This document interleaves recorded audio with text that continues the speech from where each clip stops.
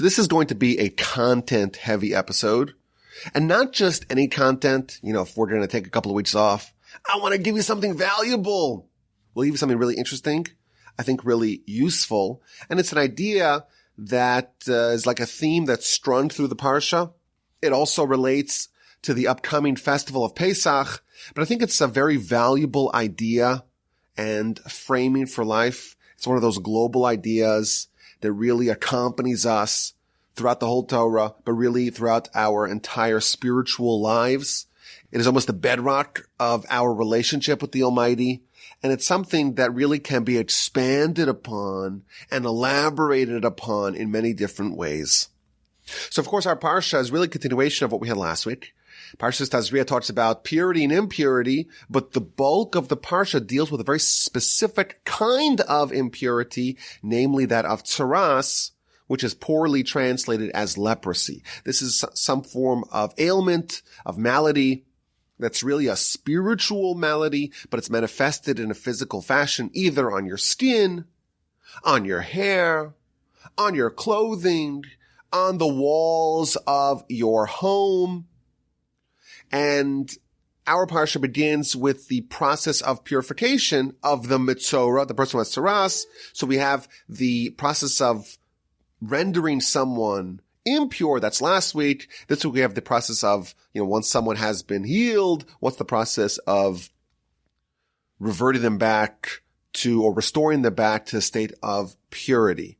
And of course, it talks also about the methods of rendering a home impure due to tsaras. So this is a very interesting idea.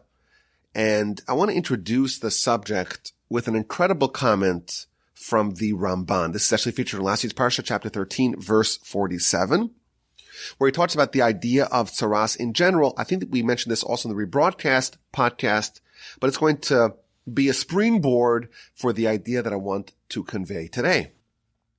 The Ramban tells us that this malady, tsaras, poorly translated as leprosy, this is not a natural phenomenon at all.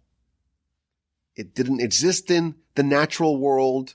It never did. It never will. Not just on the garments, but also on the house. But the idea is more of a spiritual idea. And he explains, when they're complete, their relationship with the Almighty is perfect. Then there will be a spirit of the Almighty upon them, and their bodies, and their clothing, and their homes will have a special appearance to it. The Jewish people, when we are at our acme, when we are complete with the Almighty, we have a great relationship with Him, things are going swimmingly, then our clothing and our homes and our skin will have a nice special luster. It will glow. It will be luminescent. We'll have like an aura or a halo to it.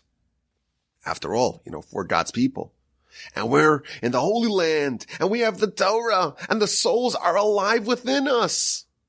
We're going to have a special appearance to us. We're going to be existing almost like angels upon earth. And we're going to have a special glow to us. In fact, our sages tell us that in Olam Haba, in the world to come, in the afterlife, the righteous will have a shine to them, and they will be as bright as the sun.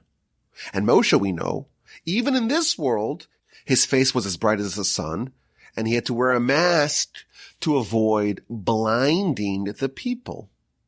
In fact, even today, if you ever have the great privilege of meeting a giant, enormous Torah scholar, you will see, and I've seen this with my own eyes, you will see that they almost glow. Recently Rabbi Chaim Kanievsky passed away. If you see any picture of him, you could see that his skin is it's luminescent. It has a special aura to it. His father-in-law, Rabbi Yashiv, who was the great rabbi, passed away in, I think it was 2012. His face radiated. His face shone. It had a glow to it. My teacher, my Rebbe, the person who I studied under in yeshiva in Israel, Rabbi Asher Arieli, he has a glow to him as well. You get the sense that if you were to turn off the lights, they would glow in the dark. But the Jewish people, at our peak, we're in the land of Israel. We have the Torah. We're keeping all the rules. We've fostered a real, genuine, deep relationship with the Almighty. The whole nation is glowing. We're free of sin. We are embodying what the Almighty wants of us. And then what happens? Continues the Ramban. When one person does a sin, the result of that is that the Almighty is going to depart from them. And their skin, or their clothing, or their home will have a blemish, will be tarnished, will be discolored. And that's an indication that the Almighty has departed from them. When the Almighty is with us, so to speak, we shine, we glow, we radiate. When a person sins, creates a barrier, distance between them and the Almighty, well, the Almighty departs from them. And as a result of that, there is discoloration. The Talmud tells us that there is a whole variety of sins that beget tsaras. Talmud tells us in the book of Arachim, page 16a, there are 7 different sins that bring about tsaras in their wake. Lashon hara, evil talk, gossip, murder, swearing falsely, illicit sexual crimes, arrogance, theft, and finally, refusing to be generous with others, tsaras ayin, narrowness of eyes. And the Talmud proceeds to provide scriptural proof for all 7. These are the 7 sins that beget tsaras. So you have this special glow when you are complete with God. When you sin, God demonstrates his displeasure with you, and he tarnishes your skin, and that's an indication that he's departed from you. And of course, this is supposed to serve as a wake-up call to get you to mend your ways, to get you to repent, and hopefully to restore your relationship with the Almighty. Continues the Ramban. This idea where tsaras would appear on the house, so not just the skin, the garments, but also the house, that was only in the ancestral homes in the land. So again, this is indicative of this principle he's trying to convey, that this is not some sort of mold or some sort of natural phenomenon. This is a spiritual malady. And it's tied to the land, even though it's not, typically the laws that are applicable only in the land of Israel are the agricultural laws. This has nothing to do with the agriculture, but it is a reflection of the Jewish people when they are at their ideal state, namely in the land. Then they're at this high level where a departure of God from them is, in fact, perceptible. So only when we are on this high level, only then does God communicate with us so viscerally. Moreover, continues the Ramban, the Talmud tells us that only after the conquest and the division of the land, so after Moshe dies, Joshua takes over the helm of leadership for the nation.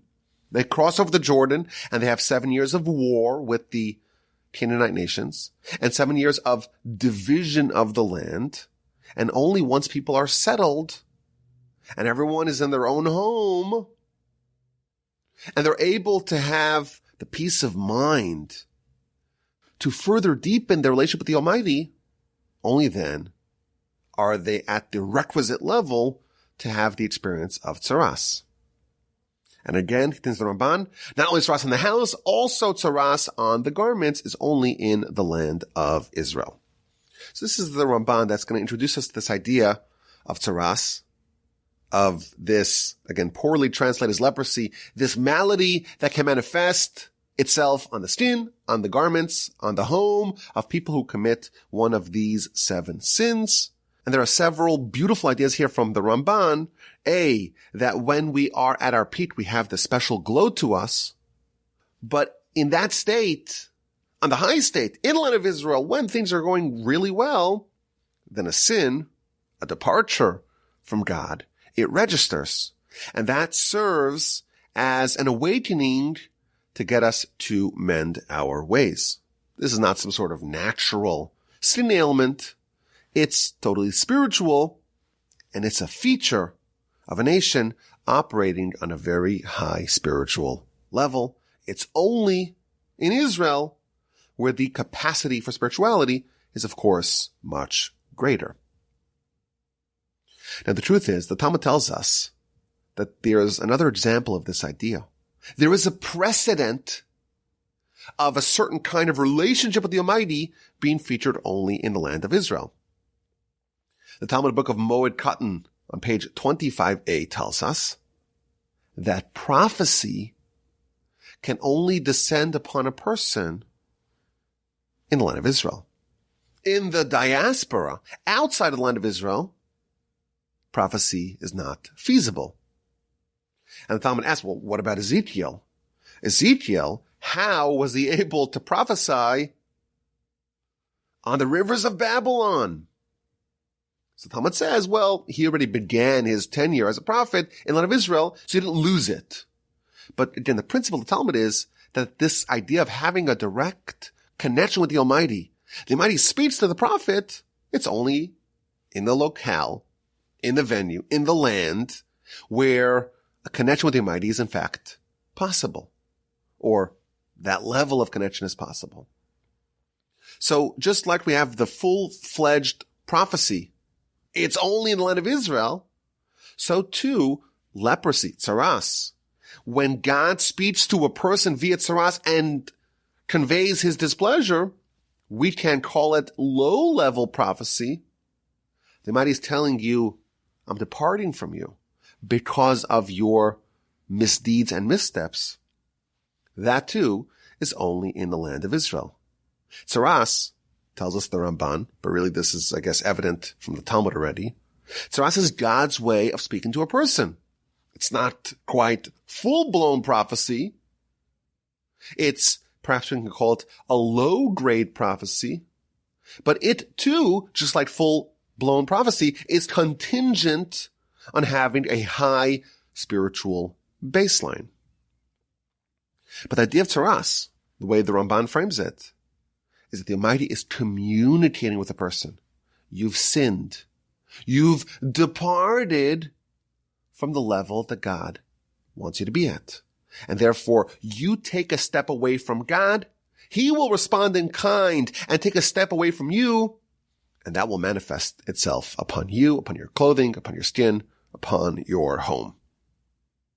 Now, the truth is that today, even though we don't have prophecy, we don't have actual prophets, we don't even have the low-grade prophecy of tsaras, nevertheless, God is always communicating with us.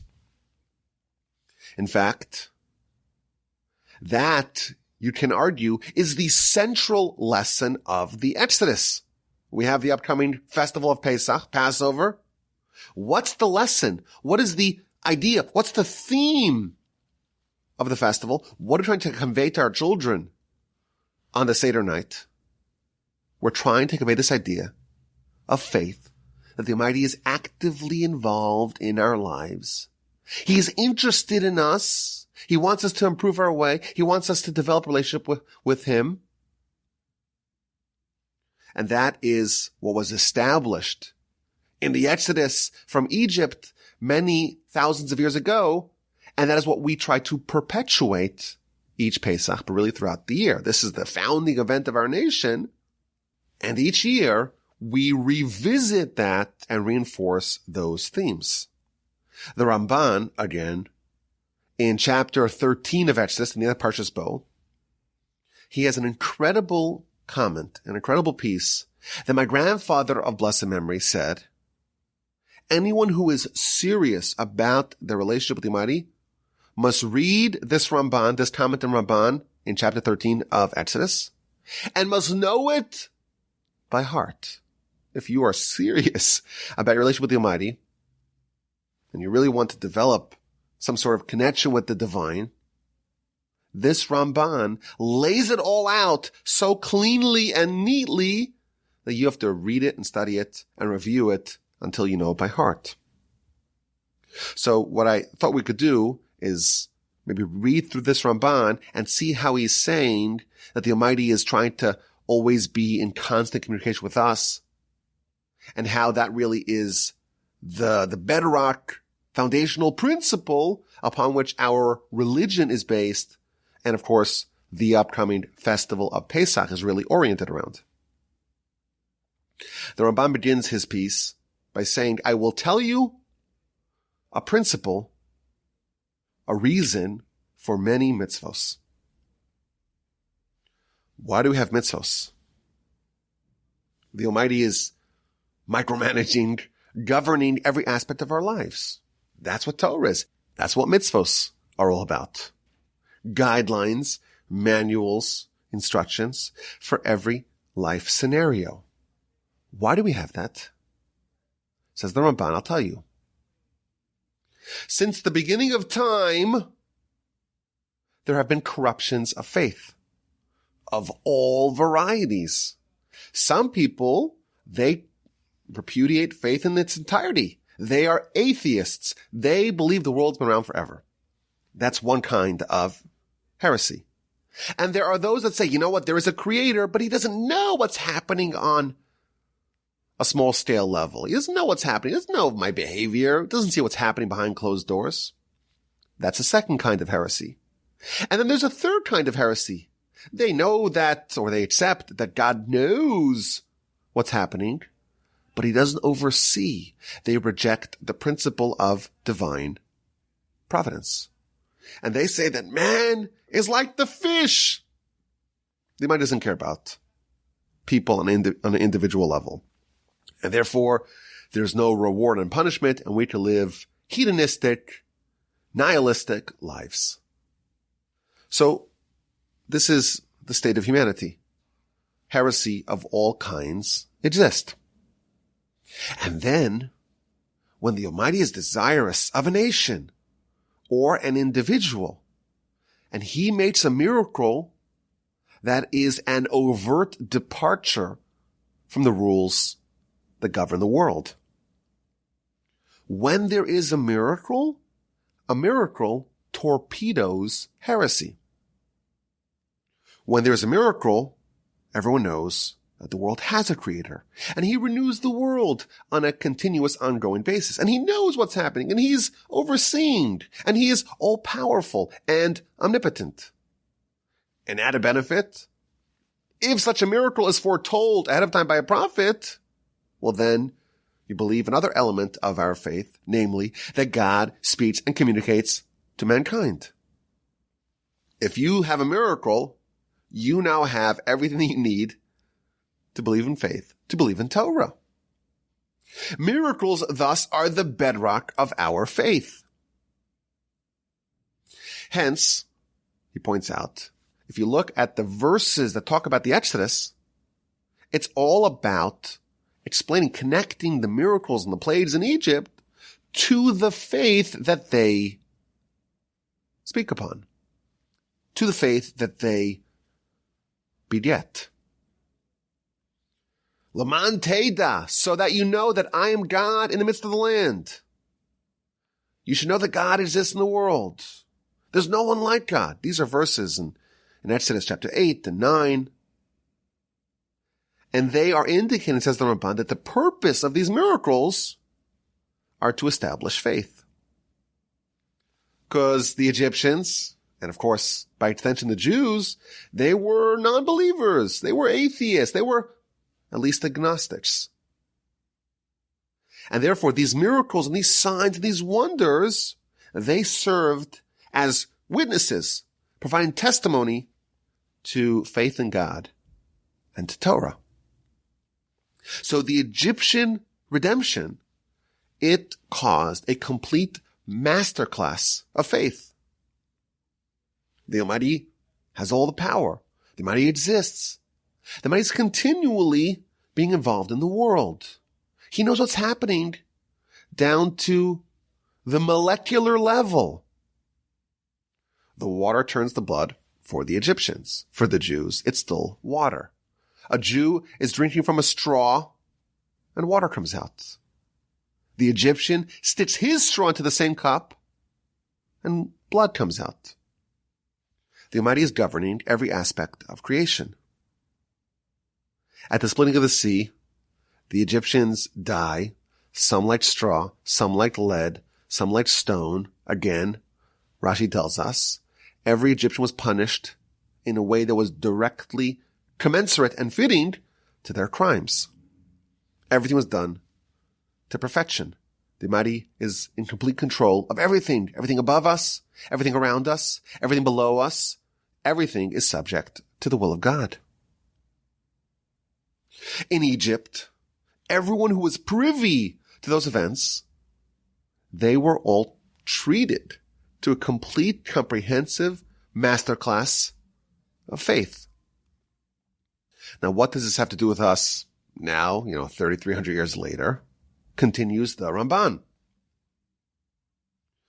The Almighty doesn't do a miracle for every generation, for every wicked person, for every heretic. The way the Almighty governs the world is that miracles are very infrequent, or at least what he calls revealed miracles are infrequent. So we have all these miracles that prove beyond any doubt the principles of our faith. But then we're on our own. No more miracles, or at least not of this ilk. Therefore, says the Almighty, we should make a remembrance. We should have a sign. We should perpetuate these miracles that we saw, and we should convey them to our children, and our children will tell it to their children, and so on. Because at one point, we had complete faith, and we had the dispelling and banishment of all heresy. And if we can perpetuate that, faith will endure. And that's why, says the Ramban, we take this very seriously. Someone who eats chametz on Pesach, someone who eats leavened bread on Pesach is cutting themselves off, is disenfranchised from the people. Why? Because this is so foundational. And this idea, the idea of the perpetuation of the events of the Egyptian Exodus, they're around us the whole day. We have to take them and strap them with leather straps to our head and to our arm every day.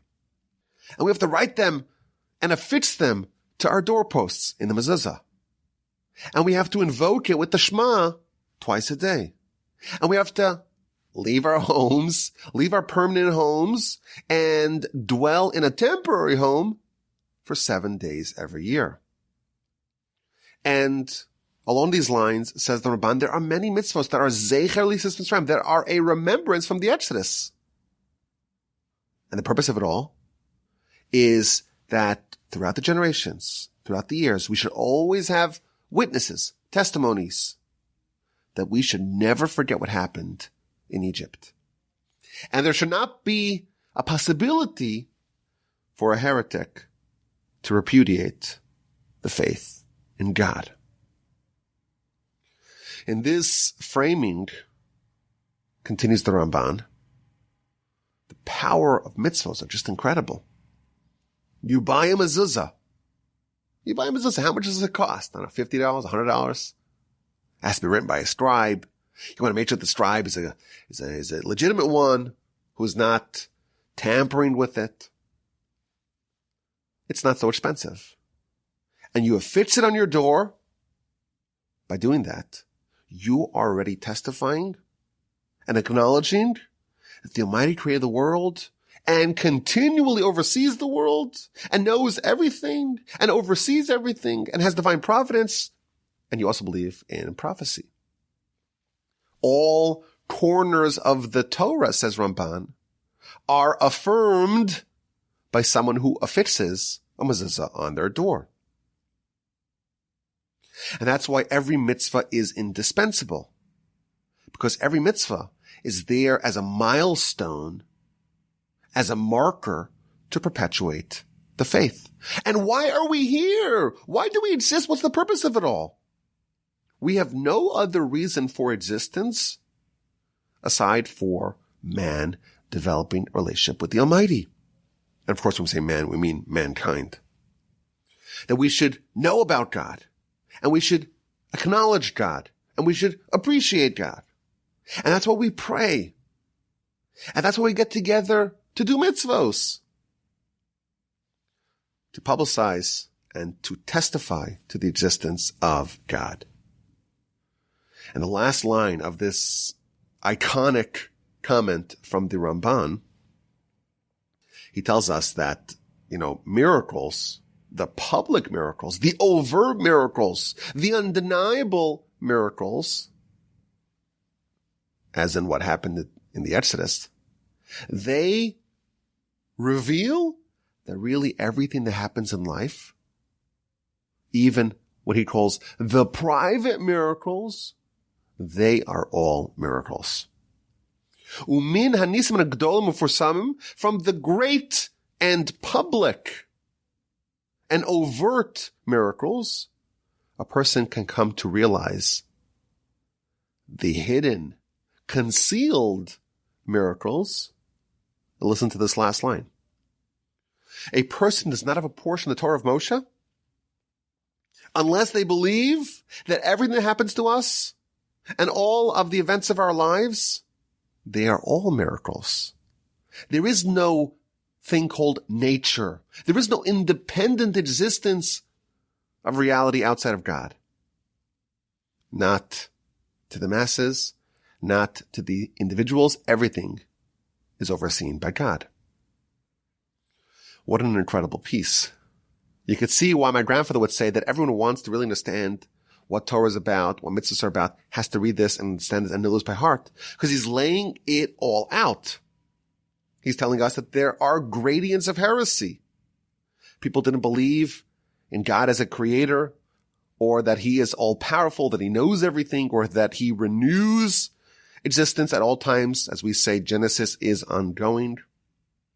There are other forms of heresy where people don't believe that God is involved with humanity on an individualized basis.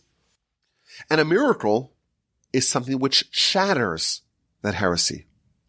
And the Exodus was a series of miracles that were kind of the formative education of our people. And mitzvos are there to perpetuate the memory and the testimony of those miracles and the faith that they imbued.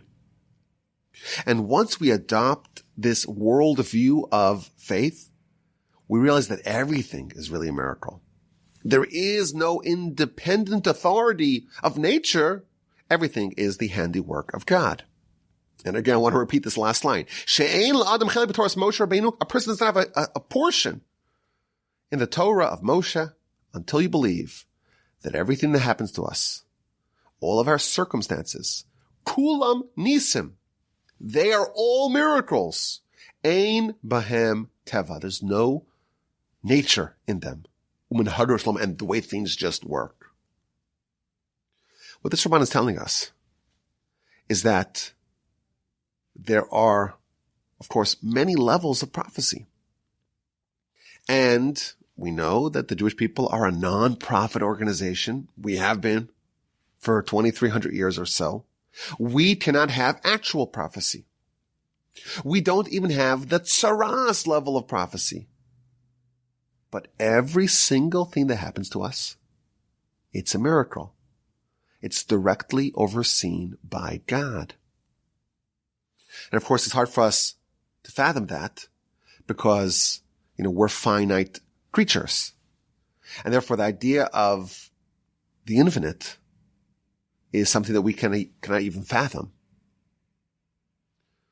We can't fathom the idea of existing outside of time and space. We cannot fathom the idea of lack of scarcity. How is it possible that every single thing that happens to us is all overseen by God? This Ramban would tell us that the fact that your heart continues to pump, Each time, it's the Almighty telling your heart to pump. Every time you breathe, it's the Almighty telling your diaphragm to expand, and your lungs to work, and your body to breathe. Every one of the 100 trillion synapses in your brain that are firing at all times, every one of those is directly overseen and guided and directed by God. God is involved with us every second of every day of our lives. Genesis is ongoing. God is renewing creation every second. This is a totally different way of viewing life. But this is the Torah's way of viewing life. The book of Psalms ends, Kol haneshama tehalel ka. Every soul should praise God. Says the Midrash, Kol neshama, the word neshama, which means soul, has the same Hebraic root as neshima, which means breath. For every breath that you take, which is, I don't know, tens of thousands of times a day, depending on your resting heart rate, how much aerobics you're doing, how much cardio you're doing, how many times you're breathing every day? Thousands? Tens of thousands? Every time you give a deep breath, that might sound really weird on the podcast. Breathe in, breathe out. Every time you breathe, even when you're not really conscious of it, you should be thanking God, because there is no independent system that says it'll work until it stops working. There is no default you're alive. Every second, the Almighty is willing you into existence. Genesis is ongoing. Every time you breathe, you have a little bit of more life that's given to you directly by God. We think that you're alive until you die, until God takes it away from you. No, you're dead. And every second, God has given you life. God is involved with us, with existence all the time. Every second, God is creating me and you and everyone that we know anew. This is a radical idea, and one that really reshapes everything. In the morning, the first prayer we're supposed to say is the Moda'ani prayer. Moda'ani l'fanecha. I want to thank you. Melech chai v'kayam. A king that is chai, that is alive and enduring. Shehechazarta b'nishmasi b'chamla. For you have returned my soul, mercy, to me. Rabba emunasecha. So what does Rabba emunasecha mean? Rabba means a lot. Emunasecha is your faith. So the commentaries tell us that God has faith in us. God is giving us life. He is restoring our soul. He is giving us another breath of life, another pump of that heart, another explosion of those synapses. I don't know, is that the right word? Explosion of synapses? Firing of synapses. Because he believes in us. I remember hearing from a great rabbi the following shocking statement. He said, God hates religion. God hates religion. Who would say that?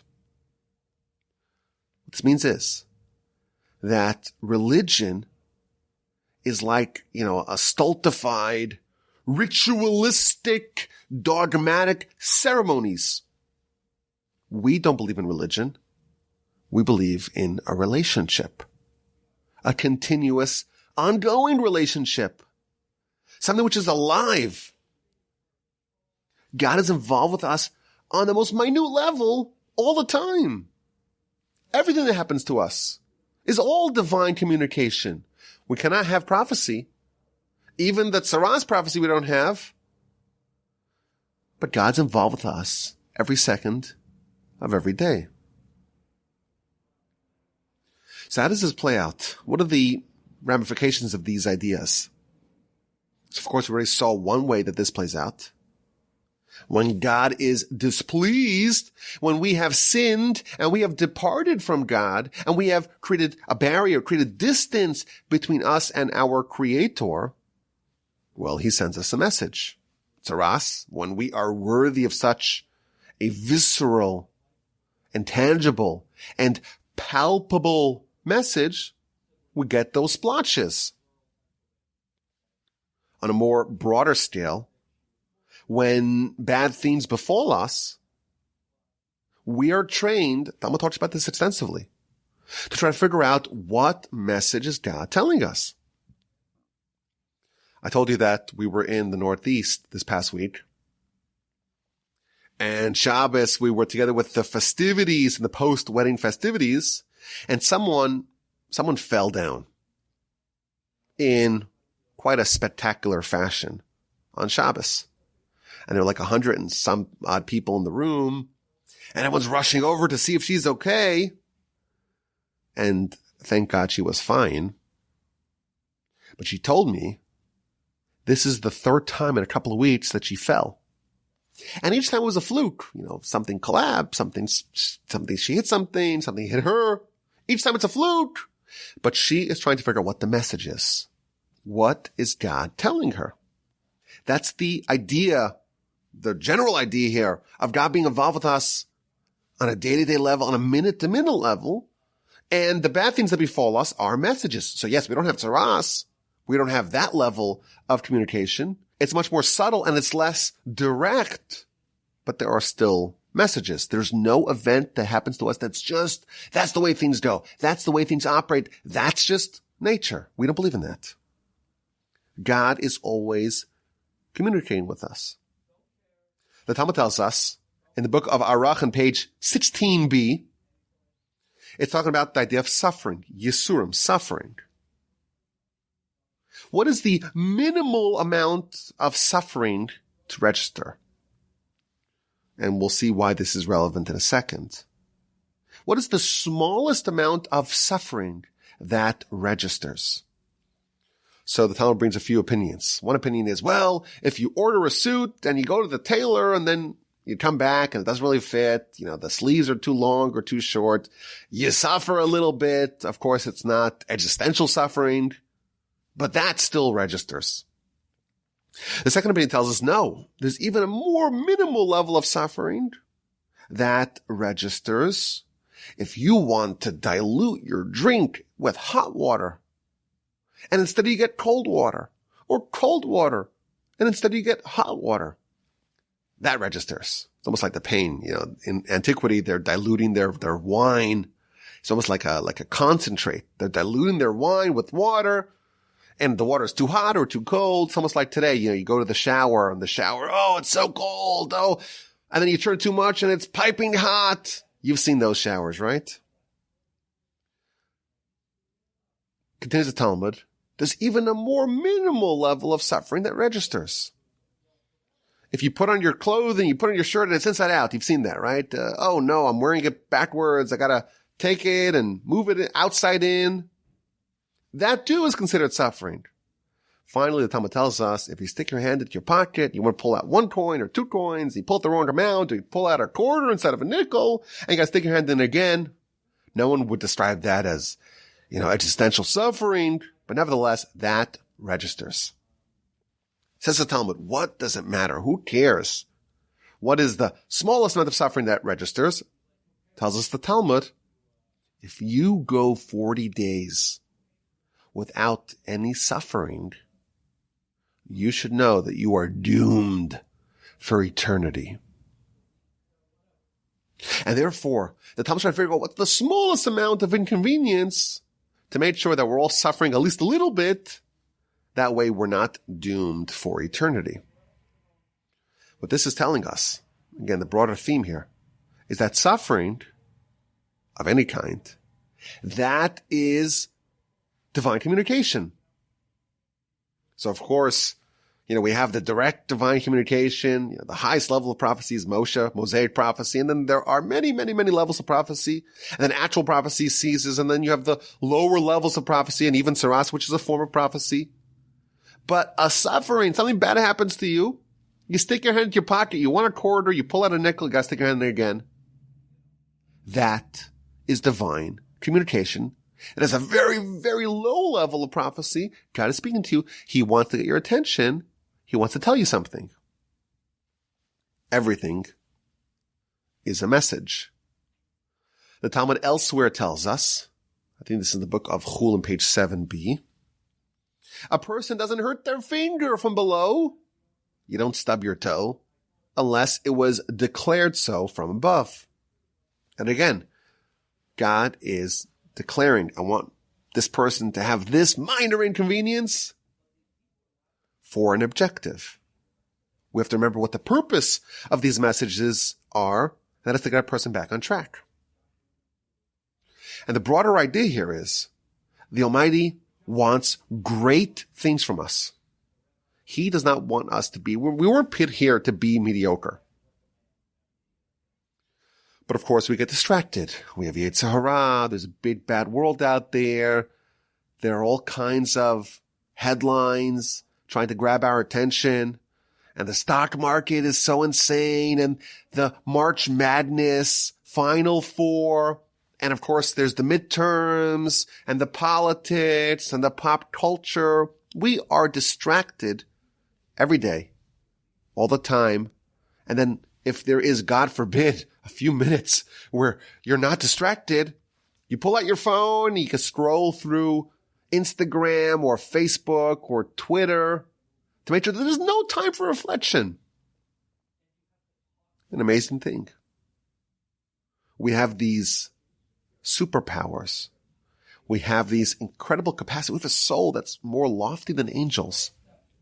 But we're put in a world where there are so many distractions, and we don't even realize what life is all about. Because if you have a moment of reflection, that, or capacity for that, it's already filled up. And now they even make phones that are completely waterproof. So even when you're showering, you should not have a moment of reflection. This is unconscionable. This is untenable. God wants us to become great. And we're wasting our time. I heard an idea in the name of my grandfather, even though I was not able to source this in time for the podcast. The Psalm tells us, this is Psalms 121, Hine lo yanum velo yishon shemar Yisrael. Behold, he will not slumber and he will not sleep, the guardian of Israel. So simply put, this is King David extolling God. God is the guardian of the Jewish people, and he won't slumber, he won't sleep, he won't be drowsy at the wheel.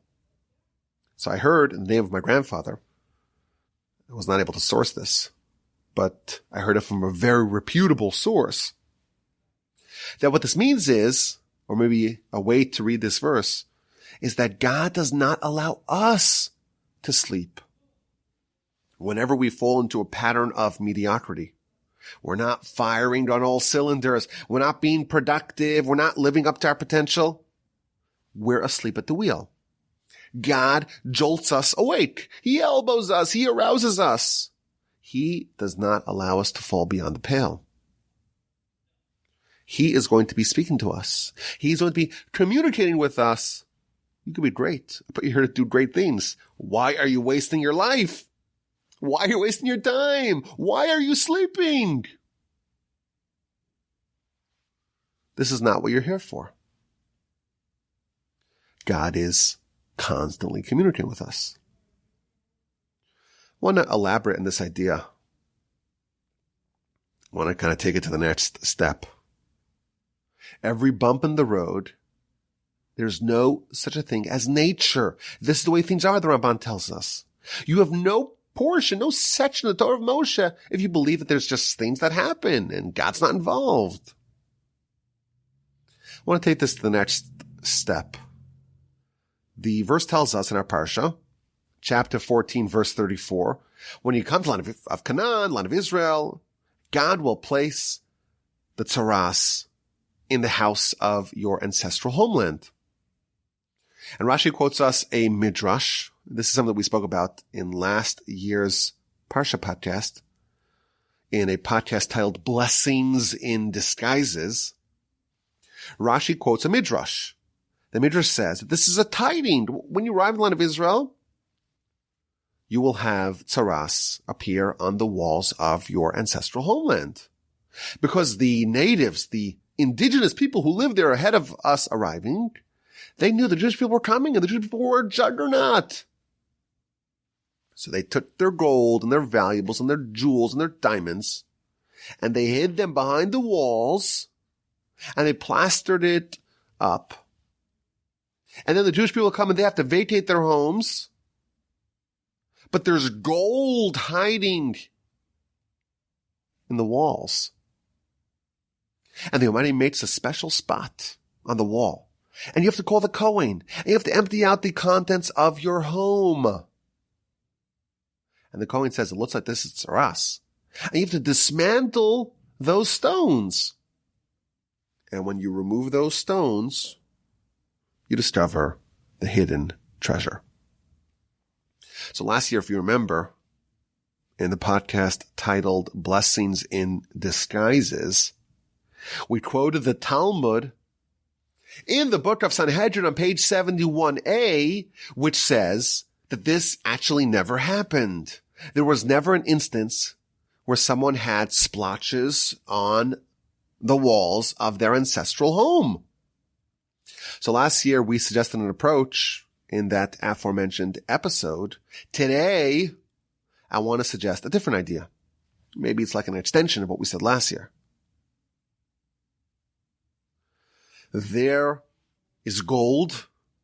There are jewels. There are diamonds. There's treasure hidden behind the walls. It's all there. It's been there for 40 years. The Almighty sends us terrible events or things that initially appear to be terrible, even though it's not really, like we would say, it's not an existential problem. If you have to dismantle your home, everyone's alive, everyone's safe. But it is very frustrating.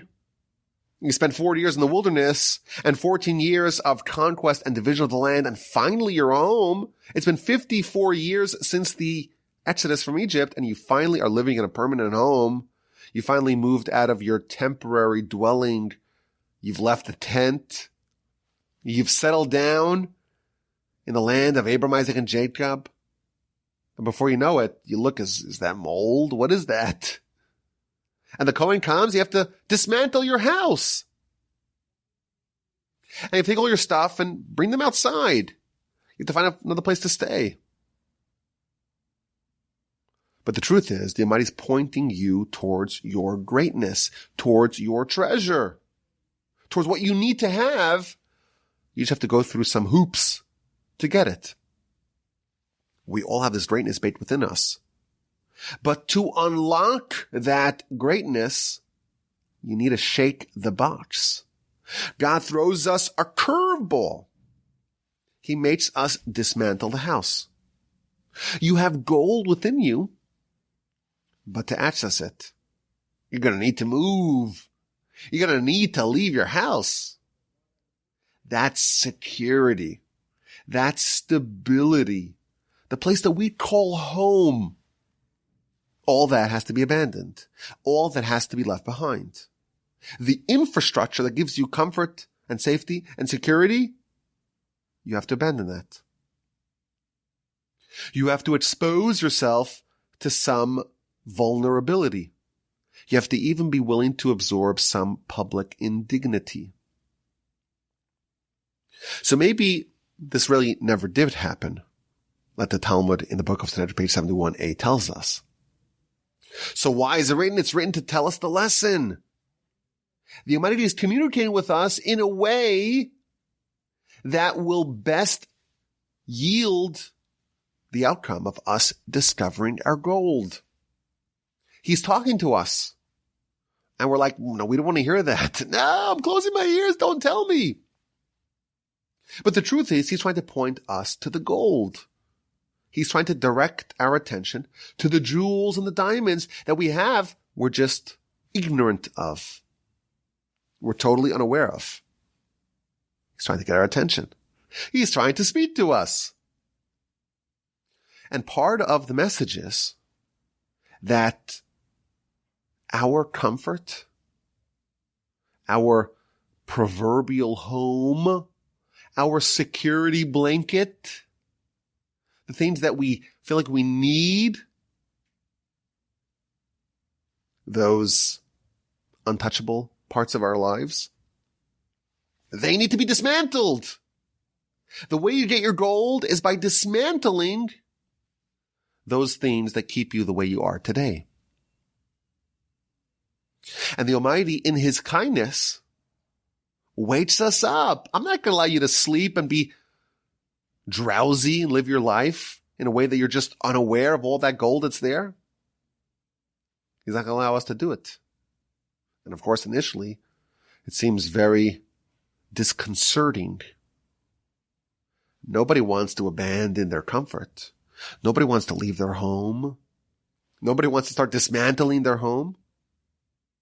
But the Almighty, in His benevolence, in His determination to communicate to us, to get us to live up to our potential, to get us to discover our gold, communicates to us in a way that feels like, hey, I'm sleeping. I need a nap. Oh, don't wake me up.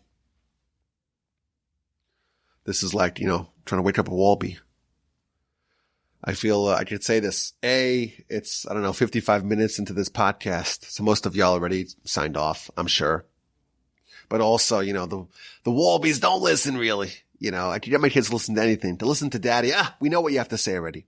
So I could say this. To wake up a sleeping wallaby, these wallabies know how to sleep. They know how to sleep. Oh, they're so tired. Don't wake me up. I'm so tired. I didn't sleep the whole night. But somehow when it comes to bedtime, it's like, I'm fully awake. I'm up. I'm sprightly. Let's go play. Let's go play some ping pong and go play some basketball outside. To be woken up from a deep slumber is not a pleasant experience. And God does not want to allow us to sleep because there's gold. There are jewels. There are diamonds that are just there, right there within your reach. But to do it, you have to be woken up from your slumber. You have to be shaken out of bed. You have to be willing to depart from that security and that stability that we all feel like.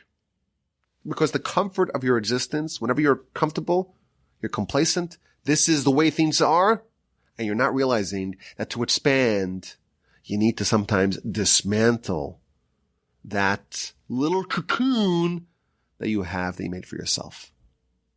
I was even thinking, I don't know if this is actually accurate, but it's definitely creative. The Talmud talks about suffering. And what's the smallest amount of suffering? Is it having a tailored suit that doesn't quite fit? Is it getting the dilution a little bit off in a temperature sense? Is it having your clothing inside out? Is it sticking around your pocket and getting the wrong coins or the wrong amount of coins? The Hebrew term for suffering here is yisurim. Suffering, yisurim. And the Talmud tells us in the book of Brachos, Shalosh matonos tovos, there are 3 great gifts that God gave the Jewish people. V'kulam lo nasnam el al yidei yisurim. And these great gifts God only gave to us via yisurim, via suffering. And they are Torah, the land of Israel, and Olam Haba. Gifts, the biggest gifts that we have, were only given to us via yisurim, via suffering. I want to suggest the Hebrew word for suffering is yisurim, but the Hebraic root is the same root as the term to turn away. So for example, chapter 3 of Exodus, when Moshe encounters the burning bush, he turns aside. Vayomer Moshe asura, now let me turn aside and let me see this great sight. Why is the bush not being consumed? In verse 4 of chapter 3 of Exodus, Vayar Hashem hisar liros, God saw that he turned aside, that he went off the path and he looked to see what was going on. But the word for yisurim, which means suffering, is the same Hebraic root as the word to turn aside. Maybe we can suggest that to get the gifts that God wants to give us, we need to turn aside. We have to veer off the path, so to speak, of our comfort, of our regular life that we are settled into. And again, this is the extension of the idea that suffering is a form of a message from God. It's a wake-up call. Don't sleep, don't slumber. You're being too drowsy. It's not just to get us back on track, but it's also to expose the greatness and the treasure that we have within us. And the way to get that is through yisurim, which means, of course, the actual definition is suffering, but it also means to turn aside, to turn off, to veer off. We have to turn aside from the comfort, from the security and the stability of our current situation. We have to dismantle the house and only thereby unlock all those treasures. But of course, the larger message, both of the Parsha and of the upcoming festival, is that God is always involved in our lives. He's always speaking to us, and there are many levels of that. Of course, direct prophecy, Tsaras level prophecy. There is no nature in the world. There's no just course of events the way they just happen, tells us the Ramban. Everything is a message. You stub your toe, it's a message. You suffer in any way, even the most minor, insignificant way, that's a message from God. But ultimately, he's trying to get us to discover that treasure.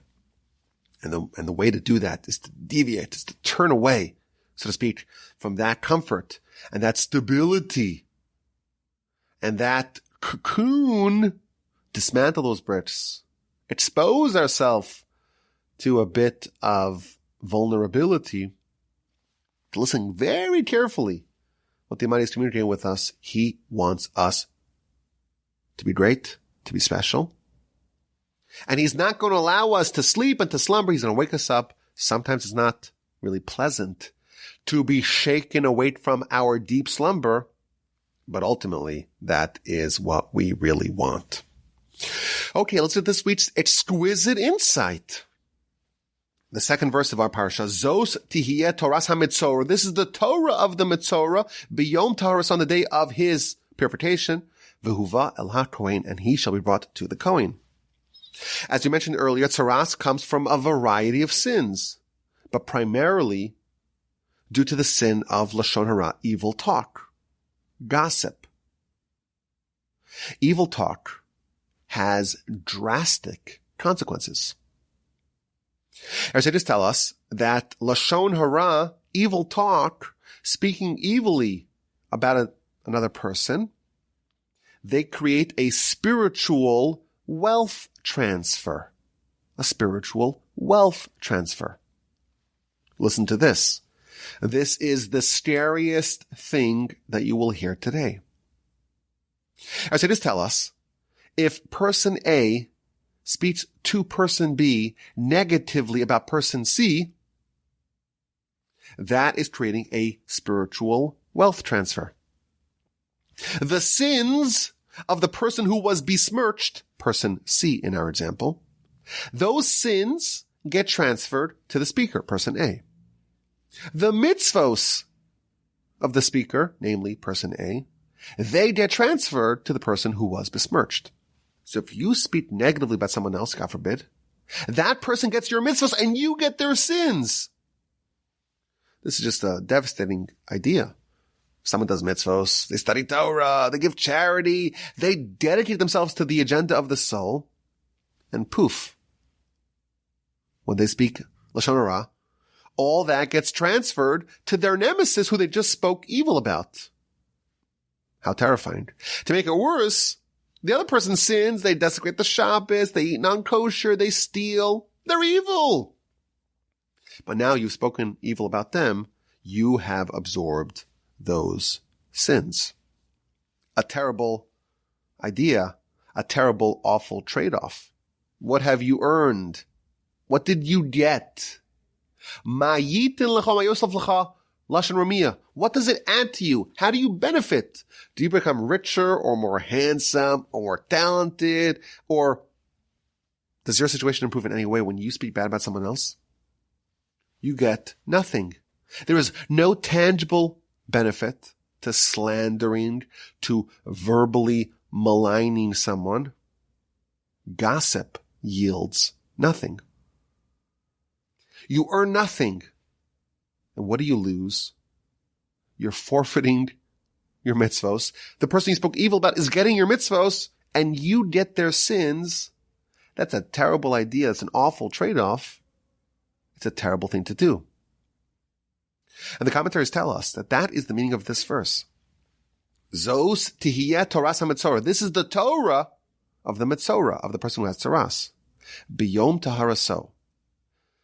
So, of course, the simple meaning is this is the laws. This is the corpus, the Torah, the laws governing the Metzora on the day of his purification.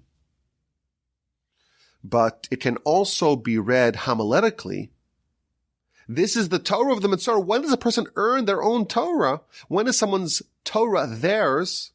When they purify themselves. Biyom taharaso, on the day of their purification. If you want to earn your mitzvos, you want to maintain your own good deeds, you have to make sure that you are pure in this area, not to speak evil about someone else, because if you do, you have great deeds, but they're not yours anymore. There's been a spiritual wealth transfer. The deeds, so to speak, to those mitzvos have been transferred to your nemesis, to person C in our example. I read something really clever. Listen to this.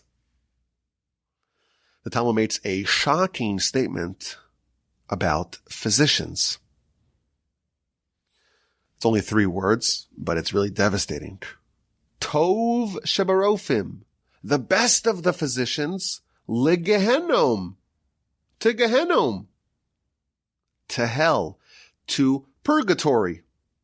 Now, we have many friends who are physicians. We have many listeners who are physicians. And they're the most kind and generous and dedicated people. People who love humanity. People who want to help them. Why would the Talmud make such a negative statement about the physicians that the best of them go to Gehenom? So there are various interpretations. It has been suggested, well, who needs to be healed? The people in Gehenom. And therefore, the best physicians have to be sent there. Alternatively, the word tov, which means the best of, tov shabarofim, the best of the physicians. The word tov, the gematria, the numerical value of the word tov, is 17. Well, how so? The tes is the 9th letter of the Hebrew alphabet. Aleph is the tes, 9. The vav is the 6th, so 9 plus 6 is 15. And the final letter of the word tov is the vet, or the bet. And that is the 2nd letter, aleph bet. So 9 plus 6 plus 2, 15, 17. The gematria of the word tov is 17. Tov shabarofim, the tov of the physicians. We know that there are 18 blessings that we say in the Amidah. One of them is Rafeinu Hashem v'nu Rafei, let us be healed. If there is a physician who is tov, who is 17, namely who believes that they're the one providing the healing, and therefore they don't need to ask God for help in healing, such a physician is indeed destined for Gehenna. Because even if you're a physician, and even if you are healing people, you still have to do that 18th blessing, the blessing of healing. You cannot get too aloof and hubristic to believe that you're doing the healing. Ultimately, it is God who is doing the healing, and of course you're partnering with him. But if you're a tov shabarofim, if you're the good, meaning the 17, you're doing only 17 of the blessings, not the 18th one, that is a crime worthy of Gehenna. But I saw another suggestion relevant to what we just said. Who is the best physician for someone's spiritual maladies? What is the best way to heal someone's maladies? Someone has sins.